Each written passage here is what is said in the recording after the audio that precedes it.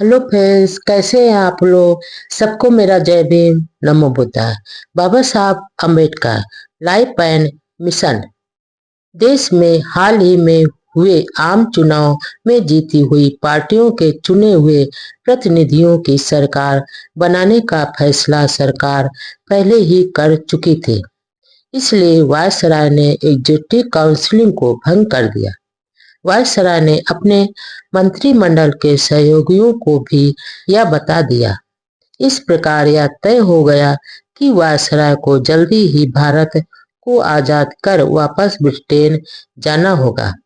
इस प्रकार अंबेडकर मई 1946 में दिल्ली छोड़कर वापस बंबई आ गए। कांग्रेस ने 1 मई 1946 को भारत बंटवारे को मान्यता दे दी।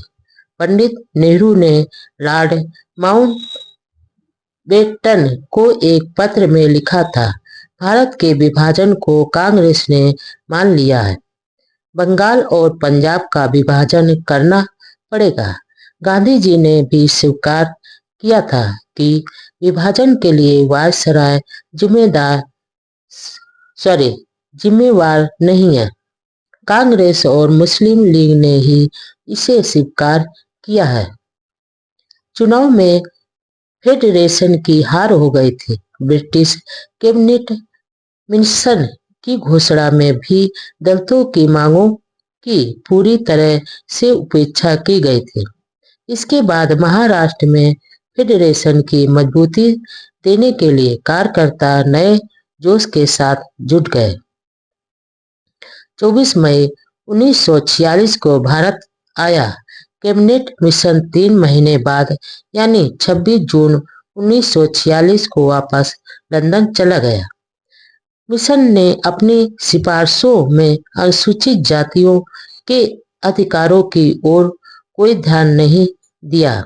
बाबा साहब द्वारा लंबे समय से बार बार ठोस आधारों पर अछूतों की मांगे रखी गई, लेकिन एक बार फिर मिशन ने उपेक्षा की।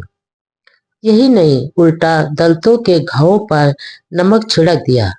घोषणा में यह कहा गया कि भारत के 3 प्रमुख समुदायों यानी सवर्ण, हिंदू, मुसलमान और सिखों को ही मान्यता दी गई।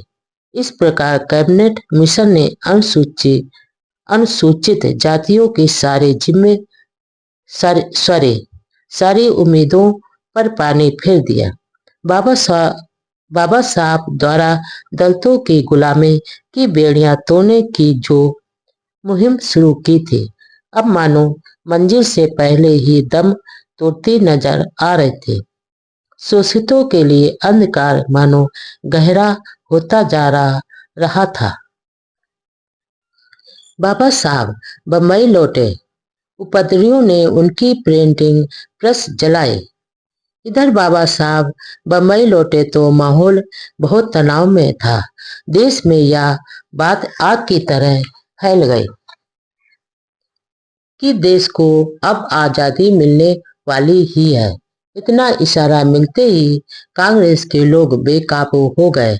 कांग्रेस के उत्तेजित गुंडों, कट्टरपंथी हिंदुओं व अंबेडकर के अनुयायियों के बीच कुछ झड़पें भी हुई।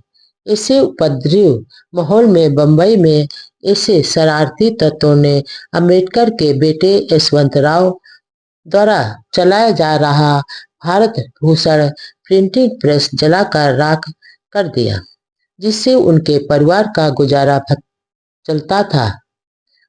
उस एक छोटी संपत्ति को विरोधियों ने निशाना बनाकर जला दिया। इसे दुख व चिंता भरे दिनों में भी वह सूरवीर अपने इरादों से जरा भी नहीं डगमगाया। हिम्मत व हौसले के साथ फिर से खड़े होने का फैसला किया। 4 जून 1946 को दादर बंबई में शेड्यूल कास्ट फेडरेशन की मीटिंग बुलाई गई, जिसकी अध्यक्षता एन शिवराज ने की। फेडरेशन के कैबिनेट मिशन की सिफारिशों की निंदा की और एक साजिश बताया। बाबा साहब व सभी को यह एहसास हुआ कि पृथक निर्वाचन के बिना दलित समाज के सच्चे प्रतिनिधि विधान परिषद के लिए चुनाव नहीं जीत सके। इसलिए दलितों को अलग निर्वाचन का अधिकार मिलना चाहिए। यह मांग फिर से सरकार से की गई और दलितों के हितों की अनदेखी की गई तो इस संबंध में फेडरेशन द्वारा सीधी कार्रवाई का मार्ग अपनाना पड़ेगा। मीटिंग में दलितों पर किए हमलों व यशवंत राव के प्रिंटिंग प्रेस जलाए जाने की घटना की भी घोर निंदा की गई। विरोध प्रदर्शन के लिए महाराष्ट्र, मध्य प्रदेश, उत्तर प्रदेश के कई बड़े शहरों में मोर्चे खोले गए। पूना, कानपुर और लखनऊ में तो आंदोलनकारियों की पुलिस से जमकर भिड़ंत हुई। दलित आंदोलनकारियों ने सभाओं और प्रदर्शनों पर लगाई गई रोक को तोड़कर हजारों की संख्या में गिरफ्तारियां दी। गांधी जी के हरिजन सेवक संघ ने जवाबी मोर्चा निकालने की धमकी दी। स्वयं गांधी जी ने अपने अखबार हरिजन में डॉक्टर अंबेडकर के आंदोलन को निरर्थक बताया। कांग्रेस के नेताओं ने भी डॉक्टर अंबेडकर के शेड्यूल कास्ट फेडरेशन के आंदोलन की खूब आलोचना की, लेकिन इसके बावजूद भी शांतिपूर्ण सत्याग्रह जारी रहा। काम चलाओ सरकार की घोषणा। ब्रिटिश मिशन ब्रिटेन लौट गया। उधर वायसराय को कैबिनेट मिशन के लिए फैसलों के अनुसार अस्थायी काम चलाओ सरकार का गठन करना था। इस कारण डॉक्टर अंबेडकर तथा वायसराय ने एग्जीक्यूटिव काउंसिल के सदस्यों से जून के तीसरे सप्ताह 1946 में विदा ली। डॉक्टर अंबेडकर को इस विदाई समारोह में बंबई से दिल्ली जाना पड़ा। डॉक्टर अंबेडकर ने लेबर मेंबर के रूप में सरकार तथा मजदूरों के कल्याण के लिए सराहनीय काम किया था। मजदूरों के जीवन स्तर में सुधार के लिए कई फैसले लिए जो आज भी मजदूरों के लिए वरदान साबित हो रहे हैं। महिला मजदूरों के लिए किए फैसलों के कारण भी बाबा साहब अमर हैं। लेबर के अलावा वह पीडब्ल्यूडी विभाग में देखते थे। देश में कई एयरपोर्ट उन्हीं के मार्गदर्शक में बने। उनकी कार्य क्षमता को देखकर भारत के तत्कालीन सेनापति ने अचंभा व्यक्त किया था। बाढ़ से होने वाले तबाही को रोकने के लिए कई बड़े बांध भी बनवाए। इन सभी कार्यों की वायसराय ने खुले दिल से डॉक्टर अंबेडकर की प्रशंसा की। 25 जून को जब डॉक्टर अंबेडकर बम्बई वापस लौटे तो बॉम्बे सेंट्रल रेलवे स्टेशन पर उनका भव्य स्वागत किया गया। वहां उन्होंने संघर्ष तेज करने का आह्वान करते हुए कहा कि अपने अधिकारों के खिलाफ जो साजिश चल रही उसे नाकाम करने के लिए प्राणों की बाजी लगाकर ही शांतिपूर्ण संघर्ष जारी रखना है। नए जोश के साथ दलितों को आह्वान किया कि अपने संगठित संघर्ष से सरकार को अपने संकल्प को बता दे, क्योंकि समाज सरकारी सेवाओं व सरकार में आपके अस्तित्व के लिए खतरा बढ़ता जा रहा है। 29 जून 1946 को वायसराय ने काम चलाओ सरकार की घोषणा की और इस घोषणा के साथ ही ब्रिटिश मिशन इंग्लैंड लौट गया। आगे का काम वायसराय ने संभाला।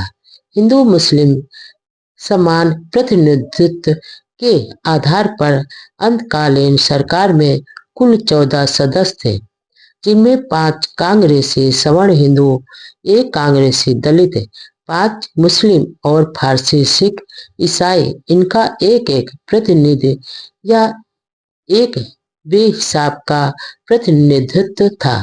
हिंदू मुस्लिम मतभेदों के कारण मुस्लिम लीग ने अंतकालीन सरकार संबंधी योजना को स्वीकार नहीं किया और 29 जून को काम चलाओ सरकार की घोषणा की। पूना पैक्ट एक बहुत बड़ी साजिश थी।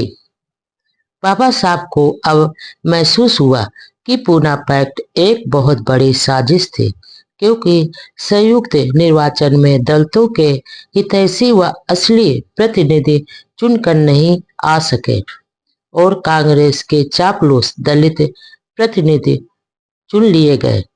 मिशन योजना में अछूतों की उपेक्षा किए जाने से देश भर के, विशेषकर महाराष्ट्र के अछूत समाज में भारी आक्रोश था।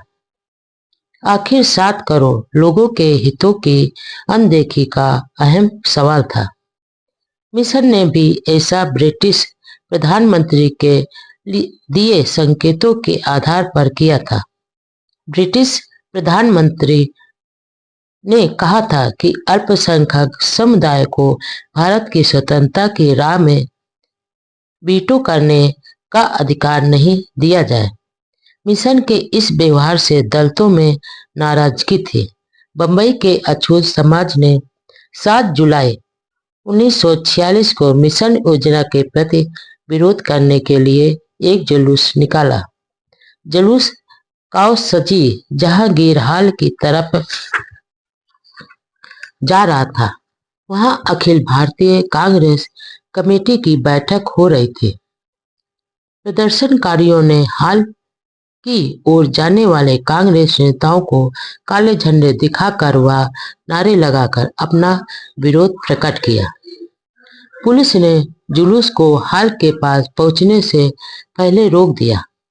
जब उनसे कहा कि कल गांधी जी अछूत नेताओं से मिलेंगे, तब जुलूस पास के मैदान में सभा में बदल गया।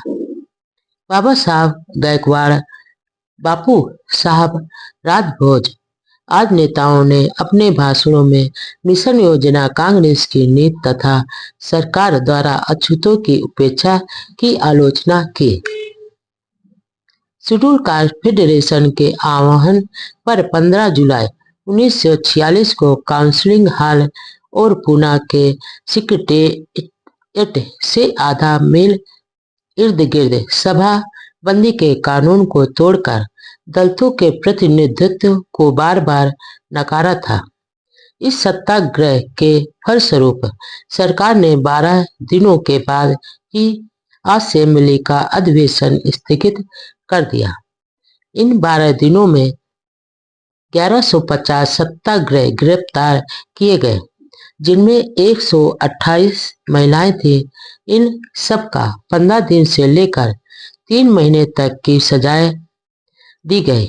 इस सत्याग्रह के बाद सरदार पटेल व अंबेडकर मुलाकात हुई, लेकिन कोई समझौता नहीं हो सका।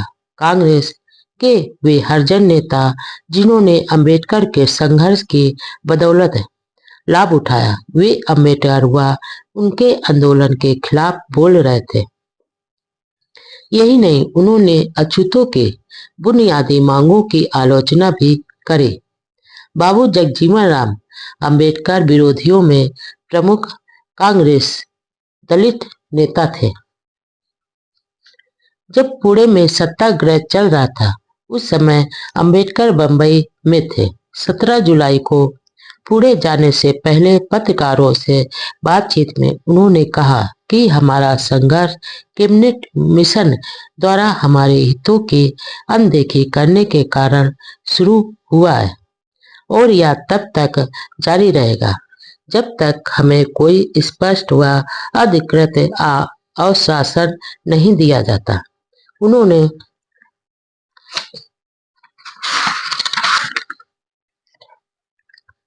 यह भी कहा कि यह जरूरी नहीं है कि हर युद्ध में सेनापति सेना के साथ रहे ही, अवसर आने पर वह भी गिरफ्तारी दे सकते हैं।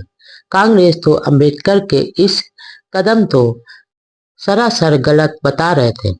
हरिजन सेवक संघ ने भी अंबेडकर के आंदोलन और लखनऊ में भी शांतिपूर्ण सत्याग्रह शुरू कर दिए गए। संविधान निर्माते सभा में पहुंचे अंबेडकर। कैबिनेट मिशन की योजना के अनुसार प्रादेशिक विधानसभा द्वारा चुने हुए प्रतिनिधि सदस्यों द्वारा संविधान निर्माती सभा का गठन होना था। इसके लिए सदस्यों का चुनाव शुरू हो गए। बाबा साहब ने अपना नोमिनेशन पेपर बंगाल विधान परिषद से दाखिल किया। बंगाल विधान परिषद में कुल 60 प्रतिनिधियों का चुनाव करना था। इनमें 27 समान वर्ग यानी हिंदू और 33 मुस्लिम प्रतिनिधियों का चुनाव करना था। कैबिनेट मिशन द्वारा मुस्लिमों को तो अलग प्रतिनिधित्व दिया, लेकिन अनुसूचित जातियों को हिंदू के साथ जोड़ दिया। 17 जुलाई 1946 को बंगाल विधान परिषद द्वारा संविधान सभा के लिए अपने प्रतिनिधियों का चुनाव करना था। उससे कई दिन पहले बाबा साहब कलकत्ता पहुंच चुके थे। उन दिनों पंजाब के चर्मकार समुदाय के हजारों लोग कलकत्ता में लेदर बिजनेस करते थे, जिनमें काफी लोग आर्थिक दृष्टि से सुदृढ़ स्थिति में थे। वे बाबा साहब के प्रति बहुत सम्मान प्रकट करते थे, इसलिए वे भी बंगाल के दलितों के साथ बाबा साहब को बंगाल से जिताने में जुट गए। बाबा साहब ने वहां कलकत्ता में कई स्थानों पर समाज, राष्ट्र हित व गरीबों के हित में भाषण दिए। कलकत्ता शहर के तिल जिला रोड पर गुरु रविदास मंदिर के प्रांगण में लगातार 2 घंटे तक बहुत प्रभावशाली भाषण दिया। वहां उनको रुपयों की थैली भी भेंट की गई। पंजाबी और बंगाली दलितों के संयुक्त मोर्चे ने तय कर लिया था कि बाबा साहब को हर हालत में जिताकर संविधान सभा में भेजना है। गरीब दलित आर्थिक रूप से कोई सहायता नहीं कर पा रहे थे, लेकिन प्रचार के लिए मन से लगे रहते थे। सभी को मालूम था कि बाबा साहब को संविधान सभा में नहीं घुसने देने की साजिश चल रही। ऐसे में उन्हें जिताने के लिए कड़ी मेहनत करनी है। पूरे देश के दलितों की नजर बाबा साहब के चुनाव पर टिकी हुई थी। वे सभी अपने प्रिय नेता व उदारक की जीत देखना चाहते थे, जबकि कांग्रेस उन्हें हराने के लिए पूरी ताकत लगा रही थी। बाबा साहब को बंगाल विधानसभा के एंग्लो इंडियन सदस्यों से समर्थन प्राप्त होने की आशा थी, लेकिन उन्होंने अपनी मांग के अनुसार संविधान सभा में प्रतिनिधि नहीं लेने पर विरोध के रूप में एंग्लो इंडियन विधायकों ने चुनाव का बहिष्कार किया था। इस तरह कांग्रेस ने बाबा साहब की जीत में रोड़ा अटका दिया। आखिर चुनाव का दिन आया। बंगाल विधानसभा परिषद भवन के पास हजारों दलित पहुंच गए। पुलिस का घेरा तोड़कर लाठी गोली की चिंता किए बिना भवन तक पहुंच गए। प्रदर्शनकारी भीड़ अंबेडकर जिंदाबाद के गगनभेदी नारे लगा रहे थे। पंजाब के एक युवा दलित ने तो चेतावनी तक दे दी थी कि यदि हमारे बाबा साहब को हराने की साजिश सफल हो गई तो बहुत बुरा हो जाएगा। बंगाल में इस चुनाव की कमान जोगेंद्र नाथ मंडल ने संभाल रखी थी और इस दिन आंदोलन का नेतृत्व भी वही कर रहे थे। दरअसल मंडल ने ही बाबा साहब को आग्रह किया था कि वह बंगाल विधानसभा से चुनाव लड़े और अंबेडकर ने हाँ कर दी। इसके लिए जोगेंद्र नाथ मंडल का बहुत बड़ा योगदान था। बंगाल से जीत बाबा साहब की झोली में थी। आखिर 20 जुलाई को चुनाव का नतीजा आ ही गया और दलितों की एकता व मेहनत रंग लाई। बाबा साहब न सिर्फ जीते बल्कि पूरे देश में निर्दलीय उम्मीदवारों में उनको सबसे ज्यादा वोट मिले। यहाँ तक कि बंगाल अधिकृत कांग्रेस के एक बड़े नेता शरत चंद्र बोस से भी बाबा साहब को अधिक वोट मिले। उन्हें जिताने के लिए लोगों ने इतनी चाह थी कि कांग्रेस के 6 विधायकों ने अपनी पार्टी आदेश को तोड़ कर बाबा साहब को वोट दिया। इस जीत से देश के दलितों में खुशी की लहर दौड़ गई। कलकत्ता शहर में जीत के जश्न में बड़ा जुलूस निकाला। इस जीत के साथ निराशा के माहौल में फिर से आशा की किरण जागी। दलितों को इस बात का भारी संतोष हुआ कि बाबा साहब जैसे योग्य, निडर व विद्वान नेता संविधान में पहुंच गए तो उनकी मांगों पर पूरा ध्यान दिया जाएगा। एक समय पटेल ने तो यह तक कह दिया था कि मैंने संविधान सभा के दरवाजे तो क्या खिड़कियां और रोशनदान तक बंद कर दिए। देखते हैं कि अंबेडकर उसमें कैसे घुसता है। लेकिन बाबा साहब की प्रतिभा व विद्वता की आभा बहुत तेज थी।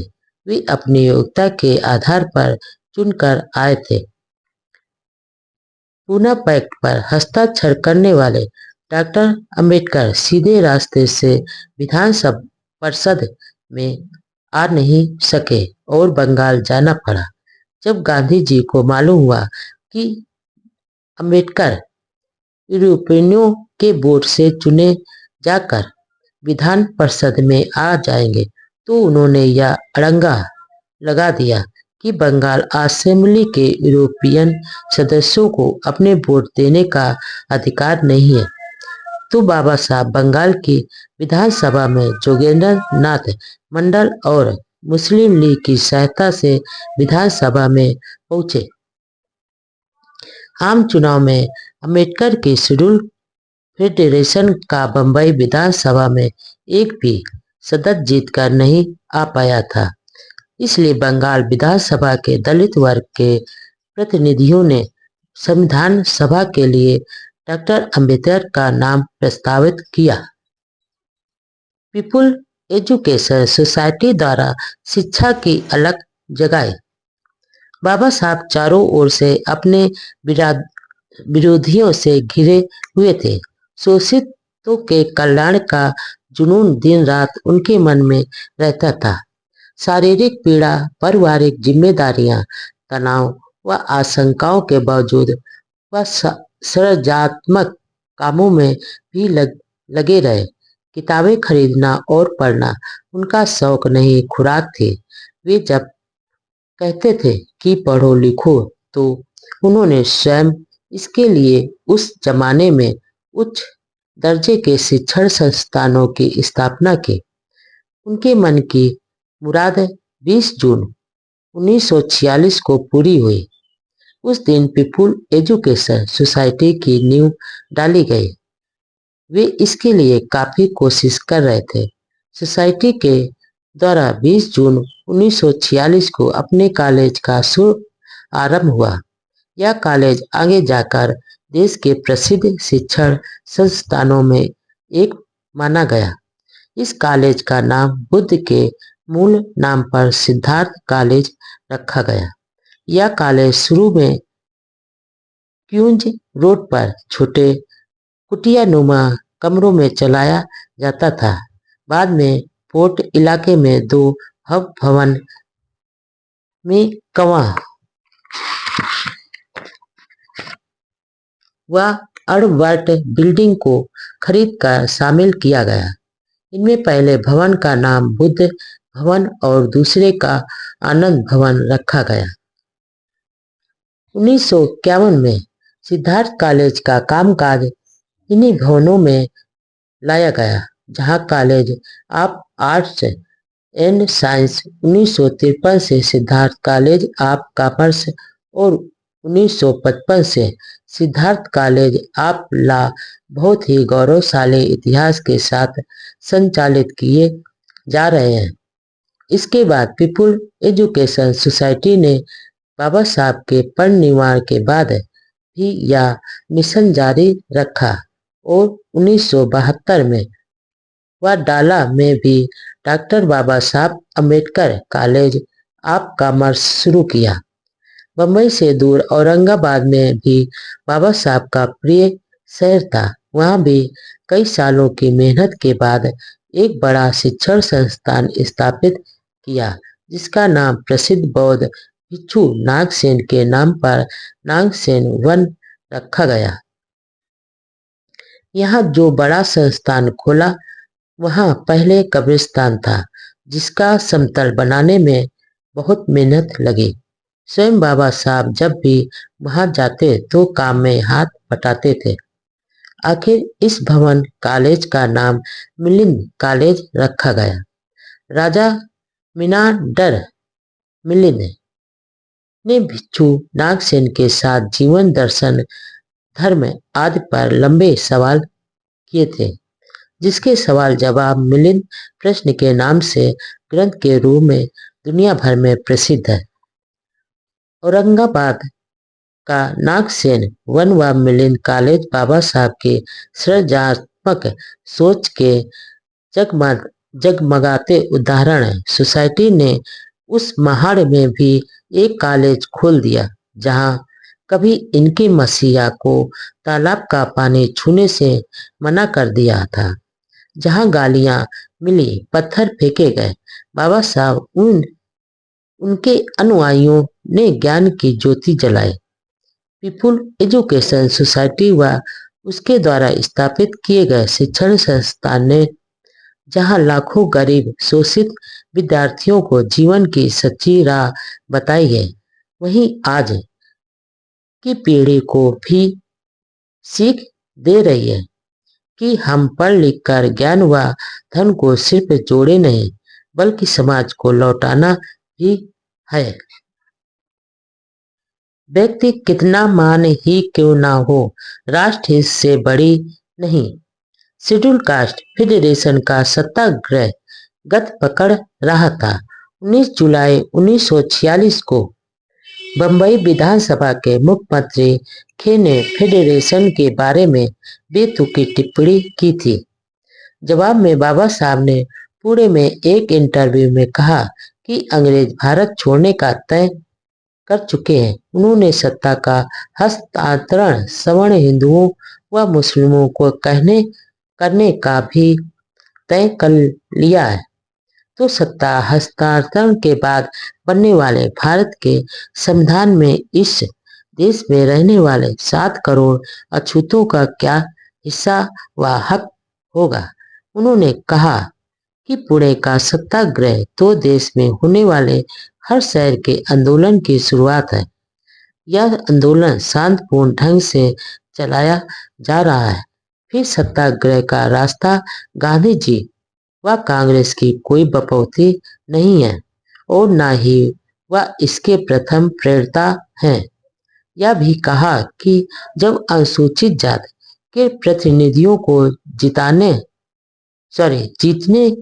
ही नहीं दिया गया है, तो इसका सीधा अर्थ है कि उन्हें वोट देने से वंचित कर दिया। इसी दशा में हमें भी पूना पैक्ट से बांध कर रखना कहाँ का न्याय है। सत्याग्रह की सफलता का असर यह हुआ कि सरकार को बंबई विधानसभा के चालू सत्र को स्थापित करना पड़ा। हालात की गंभीरता को समझकर कांग्रेस के नेताओं ने डॉक्टर अंबेडकर से बातचीत करना ठीक समझा और बंबई कांग्रेस प्रदेश अध्यक्ष एस के पाटिल सिद्धार्थ कॉलेज बंबई में डॉक्टर अंबेडकर से मिले। 27 जुलाई को जोशी व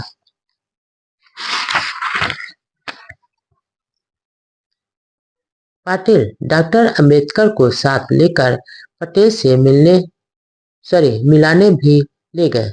सरदार पटेल से पुणे में सत्याग्रह व अनुसूचित जातियों के प्रतिनिधित्व के संबंध में लंबी बातचीत हुई, लेकिन इस बातचीत का कोई खास नतीजा नहीं निकला।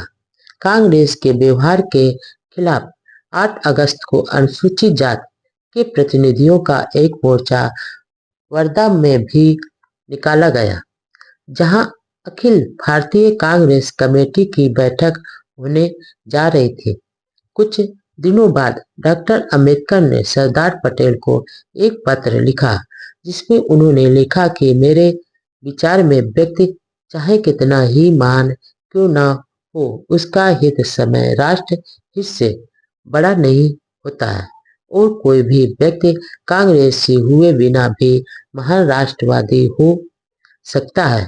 इस दृष्टि से वह किसी भी कांग्रेसी से बेहतर राष्ट्रवादी है। उधर मुस्लिम लीग ने 29 जुलाई को मिशन के दीर्घकालीन और अंतकालीन दोनों प्रस्तावों को नामंजूर कर दिया और पूर्ण पाकिस्तान की मांग की। इस मांग के अनुसार मुस्लिम लीग ने 16 अगस्त 1946 को खुला संघर्ष दिवस मनाकर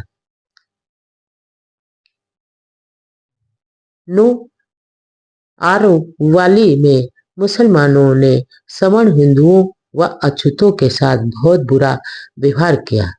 भारत के कई भागों में हुए सांप्रदायिक दंगों में सैकड़ों लोग मारे गए।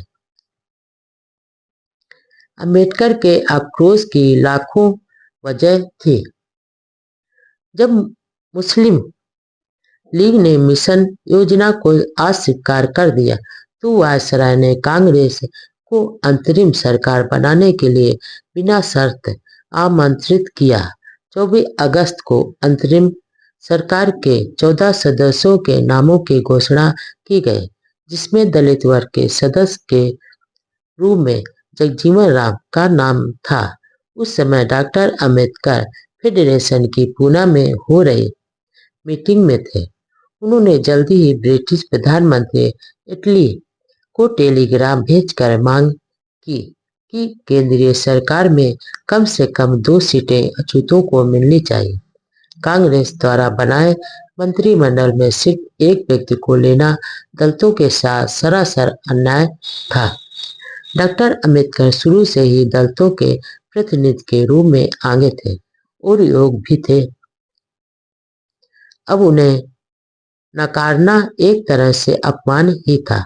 मंत्रिमंडल में नेहरू, पटेल, राजेंद्र प्रसाद, आसिफ अली, राजगोपालाचारी, शरत चंद्र बोस, जान मथाई, बलदेव सिंह,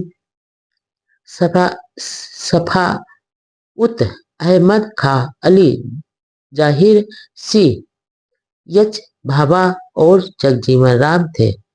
2 सितंबर को मंत्रिमंडल ने कार्यभार संभाल लिया।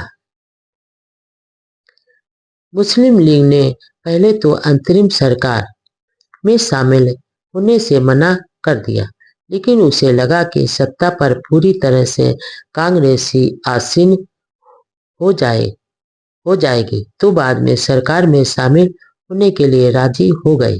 मुस्लिम लीग ने अपने कोटे के 5 सदस्यों में लियाकत अली खां, चुंदरी गर, अनवर, रब निस्तर, गजफ्फर अली खां के अलावा पिछड़े वर्ग के जोगेंद्र नाथ मंडल को भी शामिल किया। इस प्रकार अंतरिम सरकार में दलितों को 2 स्थान मिले। कांग्रेस को अपने कोटे के सदस्यों में एक कांग्रेसी मुस्लिम शामिल करने का जवाब देने के उद्देश्य से ही लीग ने जोगेंद्र नाथ मंडल को लीग के सदस्यों में स्थान दिया था। लेकिन यह बात जब गांधी जी, कांग्रेस व हिंदू समाज सभी को बहुत अखरी। 16 अगस्त 1946 को गांधी जी ने शाम की प्रार्थना के बाद अपने भाषण में कहा कि लीग ने अपने कोटे के 5 स्थानों में से एक पर एक हरिजन को लिया जाना मुझे अच्छा लगना चाहिए, लेकिन मैं धोखा क्यों दूं? मुझे सदमा पहुंचा है। मिस्टर जिन्ना कहते हैं कि हिंदू मुस्लिम 2 राष्ट्र हैं, फिर हरिजन किस राष्ट्र में है? डॉक्टर अम्बेडकर के आक्रोश की लाखों वजह थे। कांग्रेस ने हिंदू मुस्लिम समान प्रतिनिधित्व स्वीकार करके मुसलमानों को सरकार में संख्या से अधिक प्रतिनिधित्व दिया, लेकिन इस बात का जरा भी ध्यान नहीं रखा कि अछूत समाज को उनकी जनसंख्या के अनुपात में पर्याप्त प्रतिनिधित्व मिले। सच्चाई तो यह है कि गांधी जी और कांग्रेस ने अछूतों के उद्धार के बजाय मुस्लिमों के उद्धार का ख्याल अधिक रखा। जोगेंद्र नाथ मंडल को लेने से फेडरेशन की 2 सीटों की मांग तो जैसे तैसे पूरी हो गई। अस्थायी सरकार की घोषणा के तुरंत बाद फेडरेशन की कार्यकारिणी के नागपुर में एक बयान जारी कर जगजीवन राम से अनुरोध किया कि वह इस पद को स्वीकार नहीं करें, क्योंकि मंत्रिमंडल में अनुसूचित जातियों के प्रतिनिधित्व को लेकर न्याय नहीं किया गया। फेडरेशन ने दलितों को अपने मोर्चे की गति तेज करने को कहा और यह भी कहा कि ब्रिटिश सरकार द्वारा उनके सम्मान में दी गई उपाधियों को लौटा दी जाए। इसके साथ ही कानपुर में भी सत्याग्रह शुरू कर दिया गया और देश के अन्य भागों में भी सत्याग्रह शुरू हो गया। अंबेडकर ने चिताया देश गृह युद्ध के मुहाने पर, लंदन रवाना। सरकार के फैसले के विरोध में सत्याग्रह व पत्रों का सरकार पर ज्यादा असर नहीं पड़ रहा था, इसलिए बाबा साहब एक आखिरी कोशिश करने के लिए 15 अक्टूबर 1946 को कराची मार्ग से होकर ब्रिटेन के लिए निकल पड़े। कराची में पत्रकारों के पूछने पर उन्होंने ब्रिटेन यात्रा का स्पष्ट उद्देश्य नहीं बताया। वह लंदन पहुंचकर प्रधानमंत्री व संसद सदस्यों से मिले। वहां पत्रकारों के साथ बातचीत में कहा कि जब से मुस्लिम लीग ने अस्थायी सरकार में शामिल होने का फैसला किया है, तब से भारत में एक देश पर 2 कौमों की सरकार कायम हो गई है। उन्होंने चेताया कि भारत गृह युद्ध की मुहाने पर है। लंदन में बाबा साहब ने कहा कि लेबर पार्टी की सरकार ने अछूतों का अपमान किया है और उनके हितों के साथ धोखा किया है। इस संबंध में पत्र छपवाकर ब्रिटिश नेताओं को दिए। बाबा साहब अछूतों के हकों के लिए मानो तड़प रहे थे। भारत में विरोधियों का मुकाबला करने के साथ ब्रिटिश नेताओं को भी मांगों को स्वीकार करने के लिए बार बार पत्र लिखते, टेलीग्राम भेजते और खुद ब्रिटेन जाते रहे। उनकी तो एक ही दिशा थी, अछूतों को अब मानवीय हक मिले, और इन हकों को हासिल करने के लिए पहाड़ जैसी मुश्किलों से भी जूझ रहे थे। वह बहुत ही कठिन दौर था। इधर 26 अक्टूबर 1946 को शेड्यूल कास्ट फेडरेशन की कार्य समिति के एक सदस्य जोगेंद्र नाथ मंडल को अंतरिम सरकार में कानून मंत्री बनाकर कांग्रेस ने टेढ़ी चाल चली। इससे दलितों के उचित प्रतिनिधित्व की मांग फीकी पड़ गई। 30 अक्टूबर 1946 को डॉक्टर अम्बेडकर ब्रिटिश नेताओं से मिले। प्रधानमंत्री इटली और सेक्रेटरी ऑफ स्टेट से मिलकर पूरी बात बताई। वह चर्चिल व सेमुअल होरे से भी मिले। 5 नवंबर को कंजर्वेटिव पार्टी के सदस्यों की भारत कमेटी को हाउस ऑफ कॉमन्स में संबोधित किया। मौखिक रूप से तो ब्रिटिश नेताओं ने अम्बेडकर की मांगों के साथ खूब सहानुभूति जताई, लेकिन व्यवहारिक रूप में कुछ मदद नहीं कर सके। लेबर पार्टी के सदस्यों की अछूतों की समस्याओं के बारे में कोई रुचि नहीं थी। जातीय समस्या पर फिर से चर्चा करना उन्हें मुश्किल लग रहा था। कैबिनेट मिशन ने पहले ही लंदन जाकर कह दिया था कि अछूतों का प्रतिनिधित्व तो कांग्रेस करती है, इसलिए प्रधानमंत्री ने भी घोषणा ऐसी ही की थी कि वायसराय की काउंसिल में 14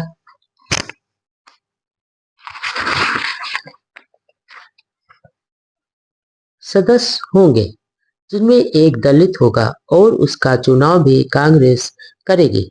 अंतरिम सरकार बनने पर यही हुआ। कांग्रेस ने जगजीवन राम को चुन लिया।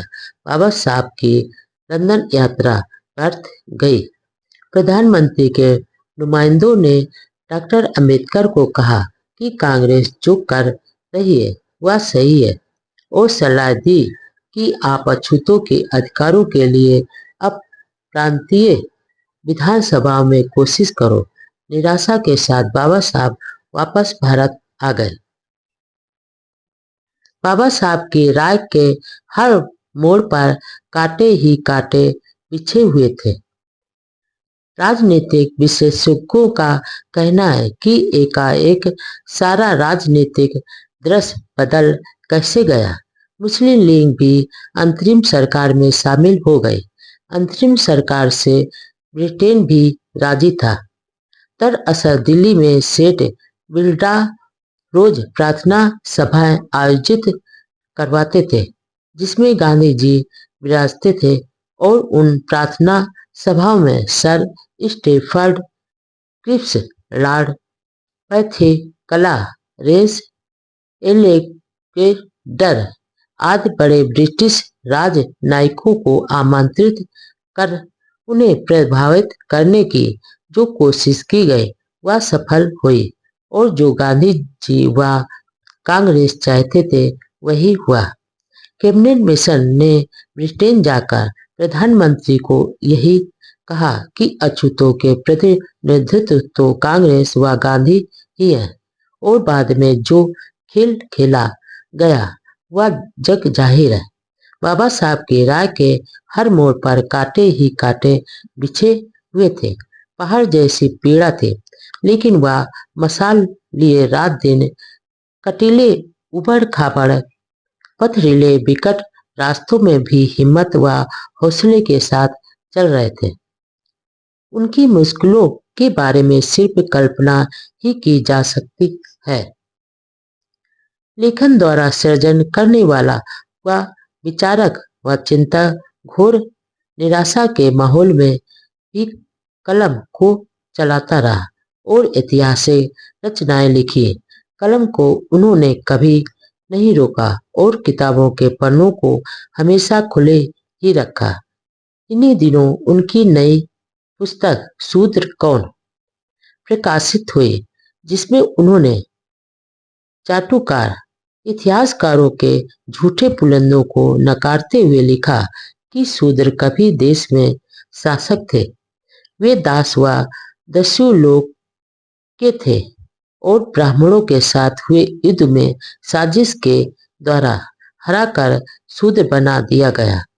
ब्राह्मणों ने ऐसे क्षत्रिय योद्धा शासकों को पवित्र पहनावे से इनकार कर शूद्र के नाम से चौथे वर्ण में पटक दिया, जिसका पहले कोई अस्तित्व ही नहीं था। शूद्र वर्ण में डालकर सिर्फ सेवा करने का काम सौंप कर भयंकर शोषण किया। यह किताब उन्होंने अपने गुरु ज्योतिबा फुले को समर्पित की। बंबई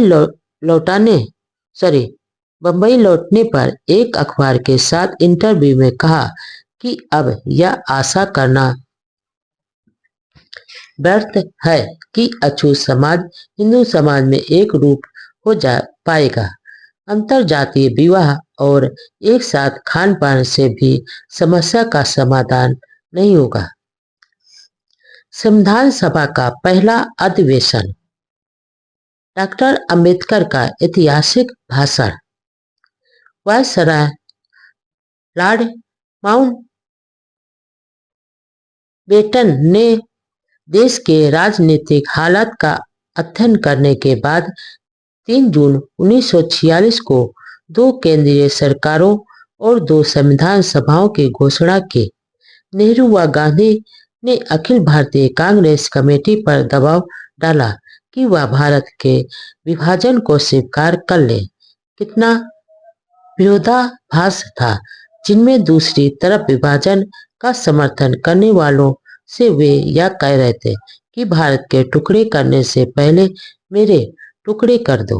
आखिर विभाजन को स्वीकार कर लिया। दरअसल कांग्रेस तो प्रकरण जितना जल्दी हो सके सत्ता के सिंहासन पर बैठना चाहती थी। 9 दिसंबर 1946 को संविधान समिति की बैठक हुई और काम शुरू किया। डॉक्टर सच्चिदानंद की अध्यक्षता में हुई इस बैठक का मुस्लिम लीग ने बहिष्कार किया। बाद में समिति ने डॉक्टर राजेंद्र प्रसाद को अध्यक्ष चुना। इस सभा में 13 दिसंबर को पंडित नेहरू ने संविधान के उद्देश्यों के संबंध में एक प्रस्ताव रखा व शानदार भाषण दिया। पंडित नेहरू के इस प्रस्ताव में प्रसिद्ध न्याय विशेषज्ञ सर एम.आर. जयकर ने एक संशोधन किया। उन्होंने कहा कि नेहरू के प्रस्ताव को तब तक रोक दिया जाए जब तक मुस्लिम लीग और भारतीय रियासतों के रजवाड़े व नवाब संविधान सभा में भाग नहीं लेवे। विद्वान व सौभ नेता सर जयकर के इस गण प्रस्ताव का सदन में भारी विरोध किया। डॉक्टर अंबेडकर ने जयकर के संशोधन का सुझाव समर्थन किया। इसके बाद डॉक्टर राजेंद्र प्रसाद ने डॉक्टर अंबेडकर को अपने विचार रखने तथा समस्या को सुलझाने का आग्रह किया।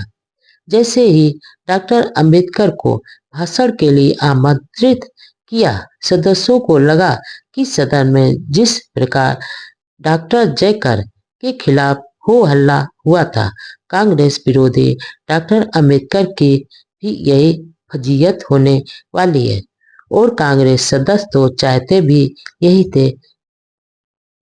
वे तो ताक में बैठे थे कि डॉक्टर अंबेडकर बोले और विरोध में हल्ला करे। ऊंची कदकाठी व आकर्षण व्यक्तित्व के धनी डॉक्टर अंबेडकर ज्यों ही बोलने के लिए खड़े हुए, सबकी नजरें उन पर टिक गई। डॉक्टर अंबेडकर भाषण की शुरुआत से पहले अपने ज्ञान व योग्यता के बल पर आत्मविश्वास से भरे हुए थे। कुछ सदस्यों ने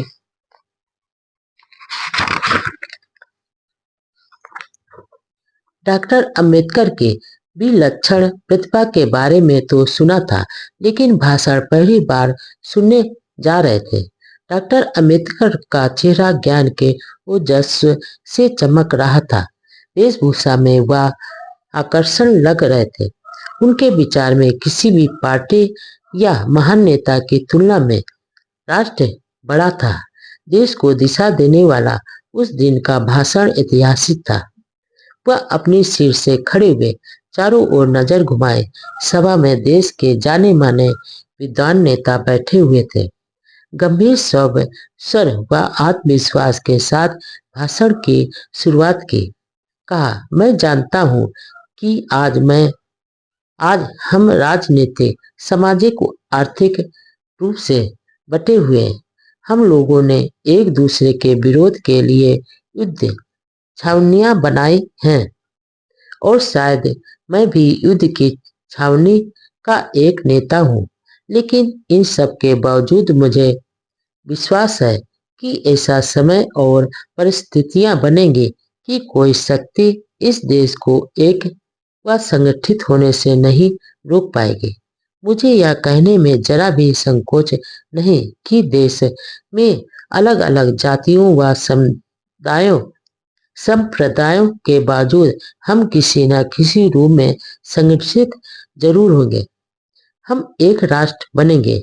मुझे कहने में भी कोई संकोच नहीं है कि हालांकि मुस्लिम लीग भारत में बंटवारे के लिए आज आंदोलन कर रही है, लेकिन एक दिन उन्हें भी यह एहसास होगा और सोचने पर मजबूर हो जाएगी कि संगठित व अखंड भारत सबके लिए बेहतर है। डॉक्टर अंबेडकर ने कांग्रेस पार्टी द्वारा केंद्र को कमजोर करने की नीति की आलोचना करते हुए कहा, मैं इस संबंध में एक सवाल पूछना चाहता हूं कि क्या ऐसा करना आपके लिए शोभाजनक या ठीक है? क्या ऐसा करना अक्लमंदी है? सत्ता अलग बात और बुद्धिमानी दूरदर्शिता अलग बात है। लोगों का भविष्य तय करते समय नेता, व्यक्ति या पार्टी की प्रतिष्ठा की कोई परवाह नहीं करनी चाहिए। उन्होंने कांग्रेस सदस्यों को दृढ़ता से अपील की कि एक बार फिर से समझौते की कोशिश करें। संगठित व अखंड भारत का सपना साकार करना है। डॉक्टर अंबेडकर ने अपने विचार व्यक्त करते हुए कहा कि समस्या के 3 समाधान हो सकते हैं। एक पार्टी हमेशा के लिए दूसरी पार्टी की शरण में जाए, दूसरा बातचीत द्वारा शांति स्थापित करना और तीसरा समाधान युद्ध है। उन्होंने कहा कि युद्ध के विचार से ही उन्हें घबराहट व चिंता होती है। चेतावनी दी कि यह लड़ाई सिर्फ मुसलमानों के खिलाफ नहीं होगी, बल्कि संभवतः युद्ध ब्रिटेन व मुसलमानों दोनों के खिलाफ लड़ना पड़ेगा।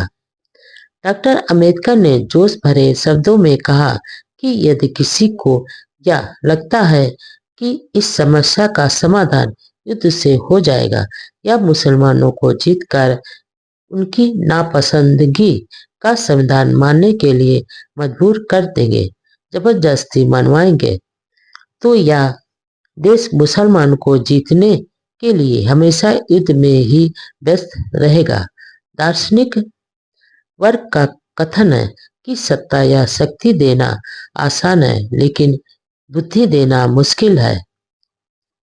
अब हम अपने व्यवहार से यह साबित करें कि हमारे पास ताकत भी है और अकल भी। भाषण में पंडित नेहरू के प्रस्ताव के समालोचनात्मक समीक्षा करते हुए खेद जताया कि इसमें समाजवादी सिद्धांतों की कमी है। प्रस्ताव में यह बात कही जानी चाहिए थी कि राज्य के लिए यह संभव होता है कि वह आर्थिक, सामाजिक और राजनीतिक न्याय को हकीकत में बदल सके। जैसे इस प्रस्ताव को प्रस्तुत करने वालों की ईमानदारी झलकती है। मौत के भय से डरकर उस शूरवीर ने मिशन नहीं छोड़ा।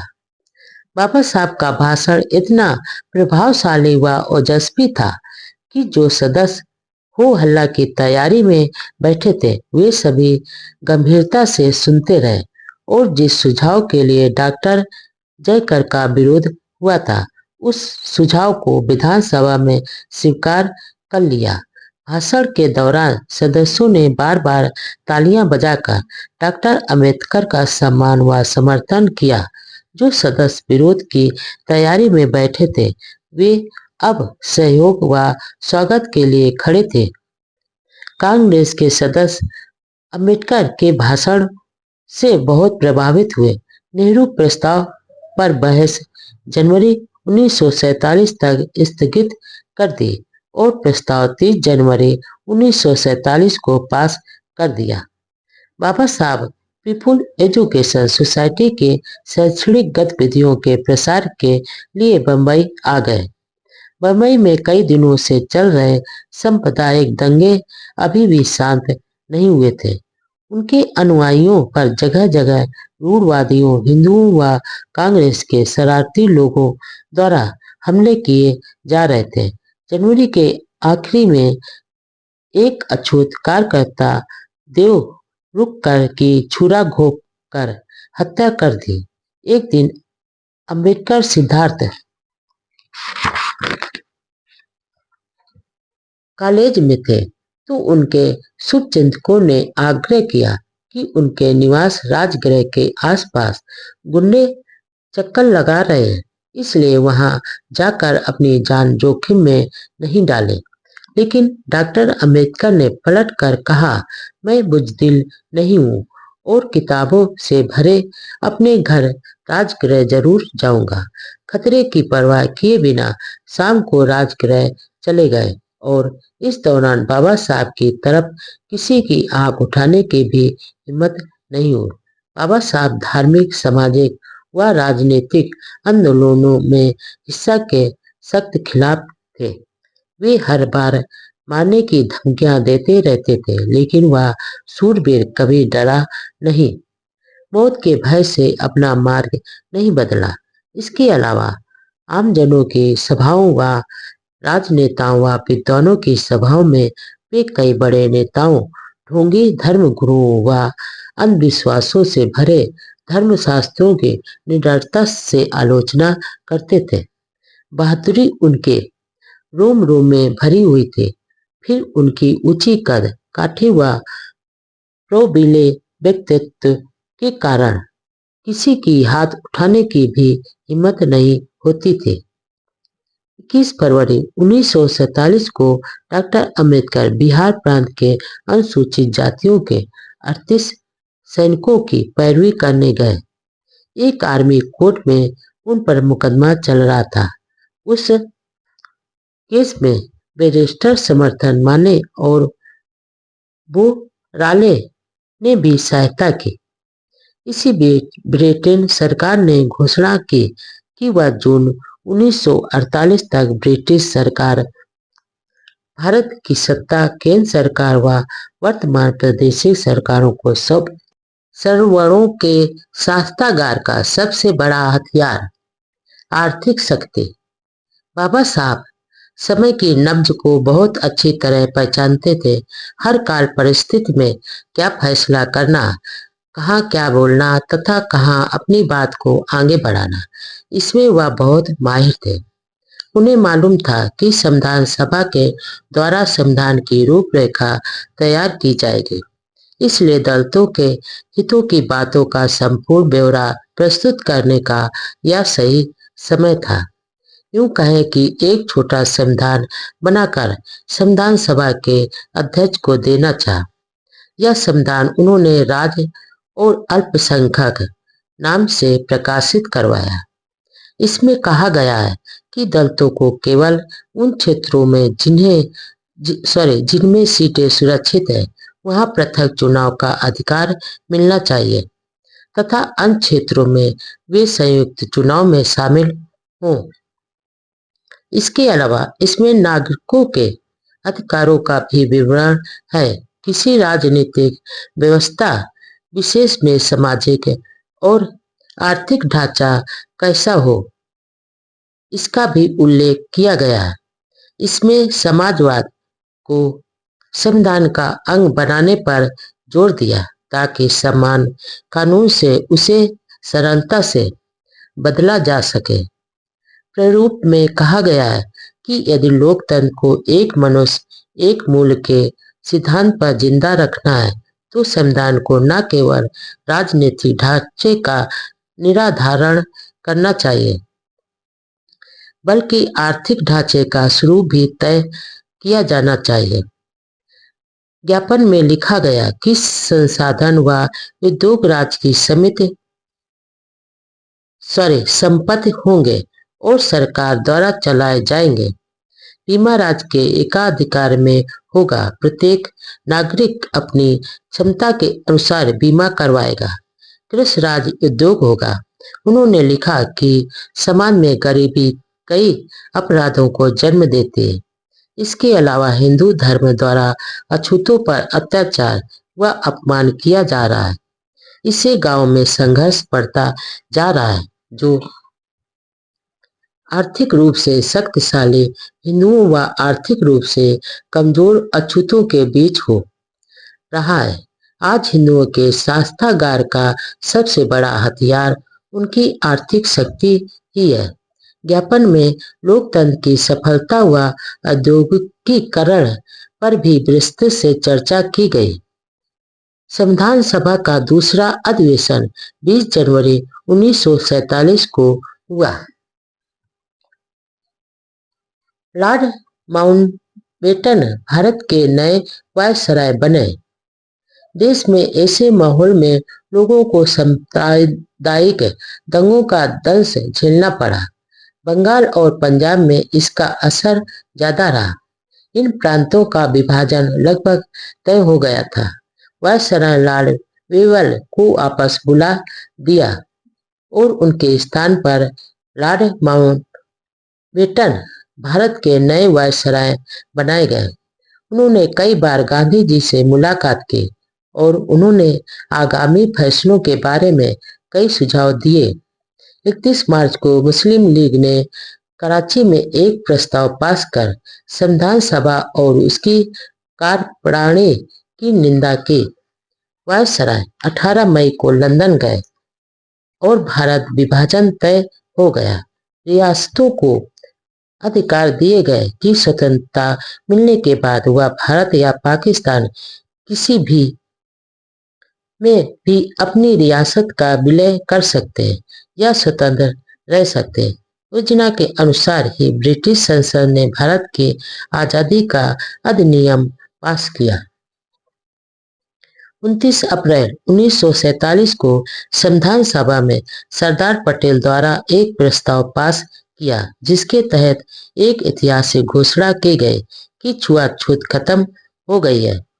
देश में अब किसी भी रूप में छुआछूत शेष नहीं रहेगी और छुआछूत के आधार पर किसी पर अयोग्यता थोपना दंडनीय अपराध होगा। यह एक ऐतिहासिक दिन था जब कागजी घोषणाओं में भारत के ऊपर सदियों से लगा कलंक धुल गया था, लेकिन हकीकत यह है कि आजादी के लंबे अरसे बाद भी यह दाग मिटने की बजाय अन्य रूप में फैलता जा रहा है।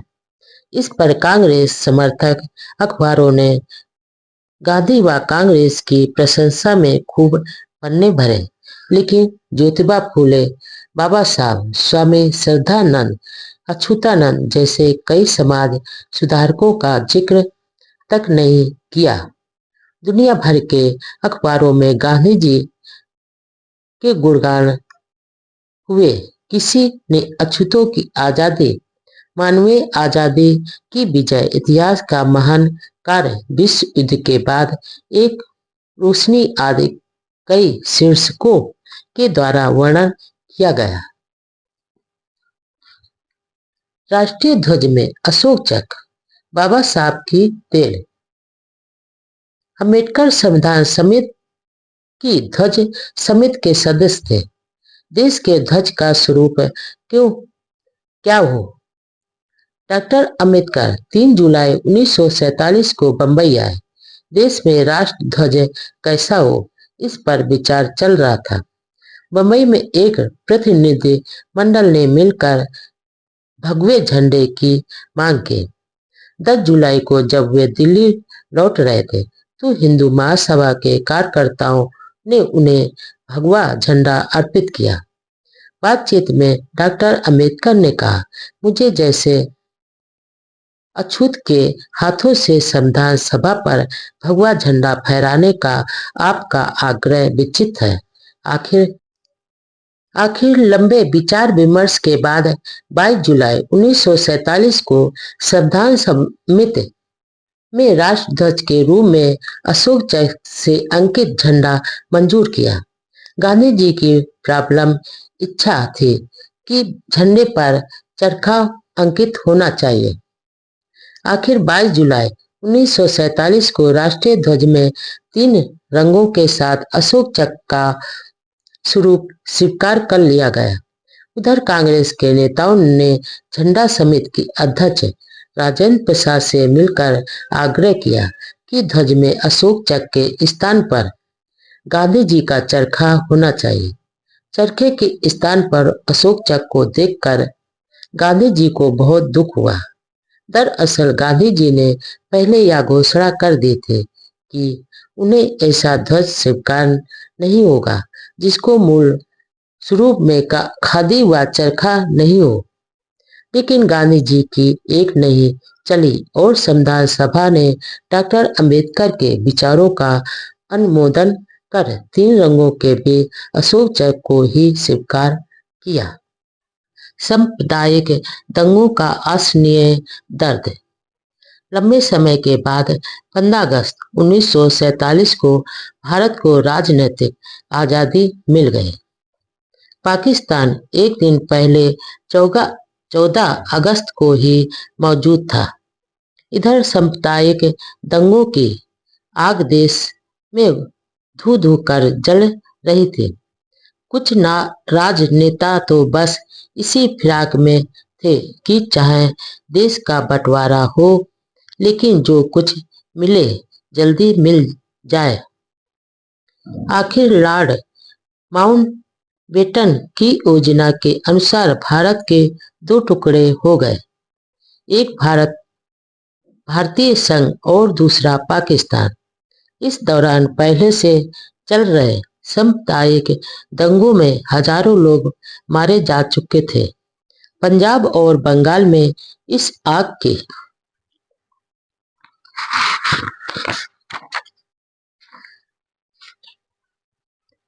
लपटें तेज थी। चारों ओर मारकाट और हाहाकार था। मासूम बच्चों की चीखें सुनाई दे रही थी। सारा देश मानो गृह युद्ध की चपेट में आ गया था। इस समय महान देशभक्त डॉक्टर अंबेडकर ने भारत सरकार का ध्यान सरहद की सुरक्षा की ओर दिलाया।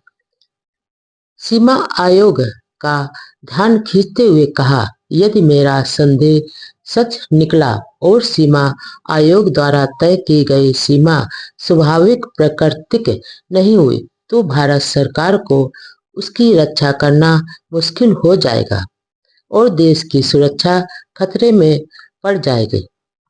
ब्रिटिश लोकसभा ने भारत की आज़ादी का प्रस्ताव 15 जुलाई को मंजूर किया, जिसके फलस्वरूप संविधान सभा पूरी तरह से सत्ता प्राप्त संगठन बन गए। शुरू में जो पूरे देश की थी, वह सिर्फ विभाजित भारत के लिए ही रह गई। बंगाल का भी विभाजन हो गया, इसलिए संविधान सभा के बहुत से सदस्यों को अपनी सीट खोनी पड़ी। डॉक्टर अंबेडकर भी बंगाल से जीते थे, इसलिए उन्हें भी अपनी सीट खोनी पड़ी। इससे पहले एक सदस्य डॉक्टर जयकर ने त्याग पत्र दे दिया था, इसलिए बंबई से उनकी सीट को भरने के लिए बंबई लेजिस्लेटिव कांग्रेस पार्टी ने संविधान सभा के लिए डॉक्टर अंबेडकर को चुन लिया। इस प्रकार डॉक्टर अंबेडकर फिर से संविधान सभा में आ गए। जुलाई 1947 के आखिर सप्ताह में स्वतंत्र भारत के नए मंत्रिमंडल का गठन होने जा रहा था। गांधी जी तो बाबा साहब को नहीं चाहते थे, लेकिन पंडित नेहरू डॉक्टर अंबेडकर की योग्यता व प्रतिभा का सम्मान करते थे।